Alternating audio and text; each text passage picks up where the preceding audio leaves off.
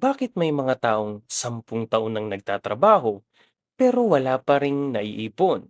Bakit may mga taong tumataas ang sweldo pero parang hindi pa rin umaangat ang buhay? At bakit may ibang tao naman na hindi naman kalakihan ng kinikita pero unti-unting nakakabili ng bahay, nakakapag-invest, at nagkakaroon ng financial security? Ano ang pinagkaiba nila? Ang sagot ay hindi lang dahil mas masipag sila.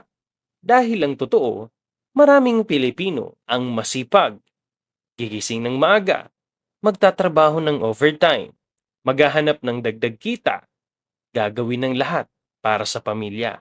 Pero kahit gaano tayo kasipag, kung mali ang paraan natin ng paghawak ng pera, mahihirapan pa rin tayong umunlad. Dahil ang pera ay parang isang kasangkapan. Kung alam mo kung paano gamitin, makakatulong ito para mabuo ang magandang future mo. Pero kung hindi mo ito naiintindihan, kahit gaano karami ang dumaan sa kamay mo, mawawala rin ito. Sa video na ito, pag-uusapan natin ang 7 money mistakes ng maraming Pilipino na maaring dahilan kung bakit hirap tayong makaipon at makaabot sa financial freedom. Kaya panoorin mo hanggang dulo dahil baka isa sa mga ito ay ginagawa mo rin ng hindi mo namamalayan. Welcome sa Pera Freedom, ang channel na makatutulong sa inyo para mas maintindihan ang pera, makawala sa maling financial habits, maiwasan ng utang at matutunan ang mga praktikal na paraan para magkaroon ng mas magandang kinabukasan at tunay na financial freedom. Money mistake number 1. Ginagastos ang lahat ng kinikita. Isa ito sa pinaka-common na problema. Maraming tao ang iniisip, kapag malaki na ang sweldo ko, saka ako mag-iipon. Pero ang problema, kapag dumating ang malaking sweldo, kadalasan lumalaki rin ang lifestyle. Dating okay ka na sa simpleng pagkain, pero nang tumaas ang income mo, gusto mo na rin kumain sa mga mas mamamahaling restaurant. Dati okay ka na sa lumang cellphone, pero nung nagkaroon ka na ng extra money, gusto mo na ng bagong gadget. Dati, kaya mo naman ang simpleng pamumuhay.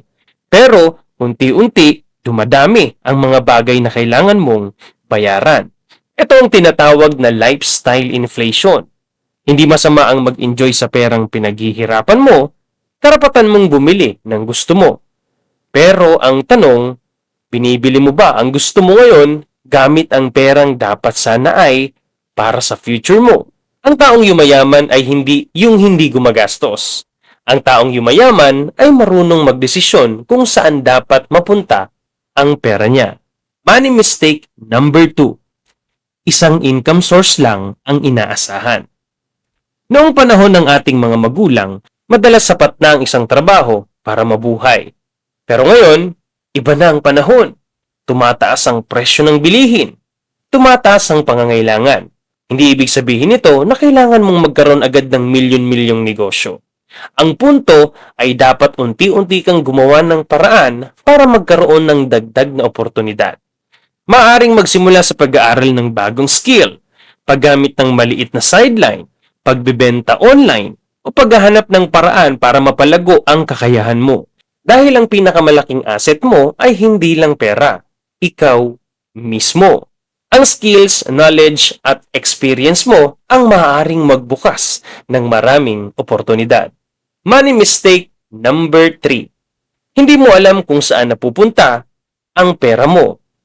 Ang mga taong nagsasabi na, malaki naman ang sweldo ko, bakit parang lagi akong walang pera? Minsan, hindi problema ang laki ng kinikita. Ang problema ay walang malinaw na sistema. Hindi alam kung magkano ang napupunta sa pagkain, hindi alam kung magkano ang napupunta sa wants. Hindi alam kung magkano ang nasasayang sa maliliit na gastos. Kaya minsan, iniisip natin, maliit lang naman ito. Pero kapag pinagsama-sama ang lahat ng maliit na gastos, ay nagiging malaking halaga rin. Ang unang hakbang para makontrol ang pera ay malaman muna kung saan ito napupunta. Dahil hindi mo kayang ayusin ang isang bagay na hindi mo nasusukat. Money mistake number 4. Ginagamit ang utang para bilhin ang gusto, hindi ang kailangan. Sa panahon ngayon, napakadali ng umutang. Isang click lang, may installment, may credit card, may iba't ibang loan apps. Kaya minsan nagiging normal na sa atin ang bumili ngayon at problemahin na lang ang bayad pagkatapos. Pero tandaan, ang utang ay hindi lang kumukuha ng pera mo ngayon. Kinukuha rin ito ang pera na dapat sana ay para sa future mo. Hindi ibig sabihin na lahat ng utang ay masama. May mga utang na maaring makatulong kung ginagamit ng tama. Pero kailangan nating matutunan ang pagkakaiba ng magandang utang at utang na nagpapahirap sa'yo. Money mistake number 5. Walang emergency fund. Hindi natin kontrolado ang lahat ng nangyayari sa buhay. Pwedeng bigla ang magkasakit. Pwedeng mawalan ng trabaho. Pwedeng magkaroon ng unexpected expenses. At kapag walang nakahandang pera, kadalasan, ang unang takbuhan ay utang. Kaya mahalaga ang emergency fund. Hindi kailangan na milyon agad. Kahit maliit na halaga na naiipon buwan-buwan, ay malaking tulong na yun. Dahil ang emergency fund ay nagbibigay sa iyo ng peace of mind. Hindi nito pinipigilan ng problema, pero binibigyan ka nito ng mas magandang paraan para harapin ang problema. Kung nakatulong sa iyo ang video na ito at may natutunan kang bagong kaalaman tungkol sa pera, huwag kalimutang mag-subscribe sa Pera Freedom. Malaking tulong ito para mas marami pa tayong Pilipino ang maabot at matulungan na magkaroon ng tamang financial mindset. I-share mo na rin itong video na ito sa isang kaibigan o kapamilya na tingin mong makakatulong sa kanila. Money mistake number 6. Takot matuto tungkol sa investing. Maraming Pilipino ang may maling paniniwala tungkol sa investment. Sinasabi nila, wala akong sapat na pera. Para lang yan sa mayayaman. Takot ako baka mawala ang pera ko. At naiintindihan natin iyon. Normal lang na matakot kapag hindi natin naiintindihan ng isang bagay. Pero ang hindi pag-aaral tungkol sa pera ay maaari ring maging dahilan kung bakit tayo ay hindi umaasenso. Hindi mo kailangan maging expert agad. Ang unang step ay matuto. Alamin ang iba't ibang options. Intindihin ang risks at gumawa ng desisyon base sa kaalaman at hindi base sa takot. Money mistake number 7. Walang malinaw na financial goal. Maraming tao ang nagtatrabaho araw-araw pero walang malinaw na direksyon. Kumikita, gumagastos, and repeat. Pero hindi alam kung saan napupunta. Tanungin mo ang sarili mo, ano ang gusto mong maabot? Gusto mo bang maging debt-free? O malaya sa utang? Gusto mo bang magkaroon ng sariling bahay? Gusto mo bang magkaroon ng retirement fund? Gusto mo bang makatulong ng mas malaki sa pamilya mo?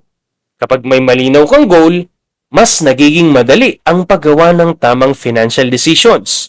Dahil ang pera ay hindi lang tungkol sa dami nito. Tungkol ito sa kung ano ang kaya nitong gawin para sa buhay mo. Tandaan mo, hindi mo kailangan maging mayaman agad para magsimula. Pero kailangan mong magsimula para unti-unting maging malaya. Ang financial freedom ay hindi nangyayari sa isang malaking desisyon. Nabubuo ito sa maliliit na tamang desisyon na ginagawa natin araw-araw. Matuto, magplano, mag-ipon at gamitin ang pera bilang instrumento para mabuo ang buhay na gusto mo. Dahil ang tunay na layunin natin ay hindi lang magkaroon ng maraming pera. Ang tunay na layunin natin ay magkaroon ng kalayaan sa pera. Dahil dito sa Pera Freedom, malaya ka na, hindi ka na alipin ng pera.